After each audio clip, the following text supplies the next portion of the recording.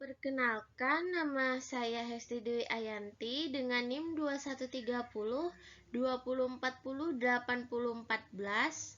Di sini saya akan melanjutkan materi berikutnya, yaitu materi kedua mengenai elastisitas dan modulus elastisitas.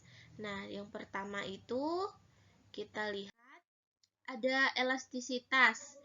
Nah, dapat kita ketahui, jadi elastisitas itu adalah kemampuan dari sebuah bahan tersebut yang apabila bahan tersebut diberi gaya dari luar, dia akan tetap kembali ke bentuknya semula yang dapat kita lihat di kehidupan sehari-hari kita, yaitu seperti pegas, karet gelang, per, dan lain-lain. Nah, contohnya itu, misalnya pada saat kita menarik pegas, hingga kemudian semakin bertambahnya panjang pegas tersebut, namun kemudian pegas tersebut dia akan kembali ke ukurannya semula sesudah gaya tersebut dihilangkan. Nah, itu bisa kita sebut dengan elastisitas. Bagaimanapun kita memberi gaya terhadap benda tersebut, gaya benda tersebut akan kembali ke bentuknya semula.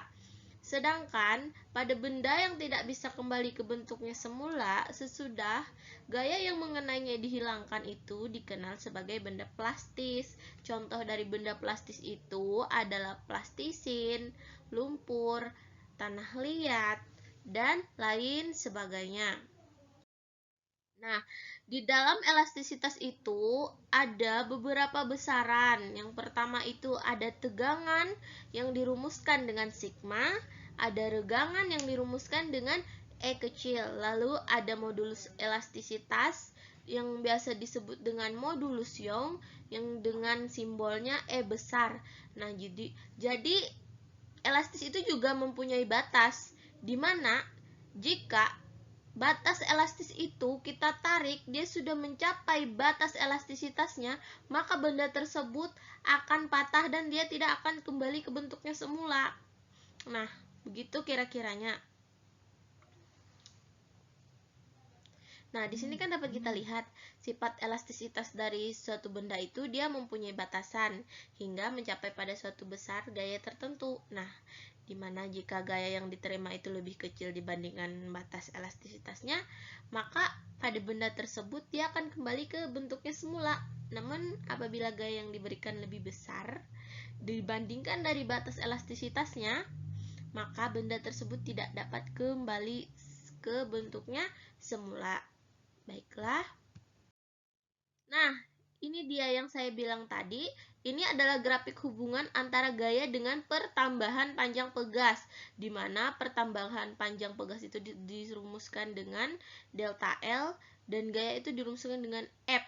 Nah, jika dia A ini dia masih di batas linear, B ini masuk ke batas elastisitas menuju ke C yang paling tinggi itu adalah titik patah. Nah, jika dia melebihi batas titik patah ini, maka benda yang tadinya elastis tersebut tidak akan kembali lagi ke bentuknya semula. Ini juga kita bisa sebut ini grafik ya. Nah, baiklah, kita lanjut yaitu mengenai modulus elastisitas. Menurut Hooke, modulus elastisitas atau modulus Young yang bisa kita sebut dengan E besar itu adalah perbandingan antara tegangan dan regangan. Dengannya dirumuskan E besar sama dengan sigma per E kecil, di mana sigma itu adalah tegangan dan E kecil itu adalah regangan. Nah, tegangan yang diperlukan untuk menghasilkan regangan tertentu itu bergantung pada sifat dari benda yang mendapat tegangan. Nah, lalu secara matematis modulus Young itu juga dirumuskan sebagai E besar sama dengan sigma per E kecil, di mana dengan keterangan E besar modulus elastisitas atau Young itu dengan satuan N per meter persegi. Nah, sedangkan sigma itu tegangan dengan satuan Newton per meter persegi.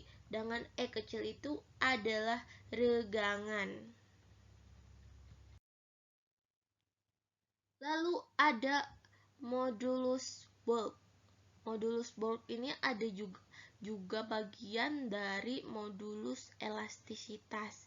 Nah, modulus bulk ini adalah perbandingan tegangan dan regangan volume yang dihasilkan.